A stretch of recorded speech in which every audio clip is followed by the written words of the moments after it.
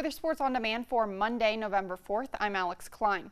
High school volleyball playoffs beginning tonight. We'll begin in Division III districts, Westwood hosting Gwynn. The Model-Towners won the first two sets. Now in the third, Livy Wood sets Caitlin Ackland, and she puts it home. Patriots up 13-10.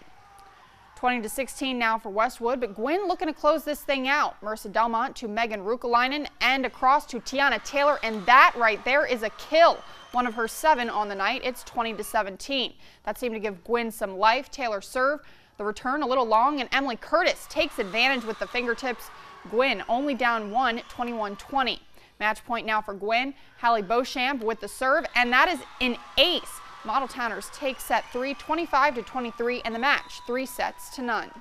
We love playing districts, so this was like a great first win for us. We kind of struggled in the third, which has been our story all season. We put together 2 good sets and then kind of fell apart for a minute, but they fought hard and were able to finish the game regardless, so can't be mad about that.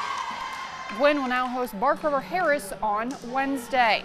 And that is because the Broncos took down Norway 3-0, and Kingsford also defeats Houghton in straight sets. Manistee gets the 3-1 win over Negaunee, and Kearney Nadeau takes all 3 from North Central. The Wolves' Zoe Papour had 10 aces. Ironwood defeats Lons 3-1, and Hancock and West Iron go the distance, but the Bulldogs prevail 3-2. North Dickinson takes down Hannahville in straight sets, as does Wakefield over Bessemer. Jeffers takes down Baraga 3-1, and St. Ignace sweeps Cedarville. And our first round of high school football playoffs is in the books. 9 Upper Peninsula teams survived and advanced. So here's a little recap plus the matchups for this weekend. Beginning with 8-player Division II, North Central moving on to regionals. The Gorzinski family connection, a big part of that. Noah finding Luke for the touchdown right here. The Jets winning 46-28 over Forest Park. North Central will host Pickford on Saturday at 2:30 Central, 3:30 Eastern. In 11-player Division 8, Ishpeming advancing. The Hematites scored early and often against Bark River Harris, including this right here, a touchdown by John Corkin. Ishpeming wins 48-8 and will face Lakeland and Hubble on Saturday at 1 p.m. And the Lakes getting revenge on West Iron County. Caleb Gregory had a huge game, including this, a 57-yard touchdown. He had 3 scores on the day in the 36-14 win. In Division 7, Iron Mountain moving on to districts. The Mountaineers got right down to business against Mancelona. Marcus Johnson finding Jake Dumis on the first drive of the game for the 42-yard play. Iron Mountain wins 40-8 and hosts Charlevoix on Saturday at noon Central Time, 1 Eastern.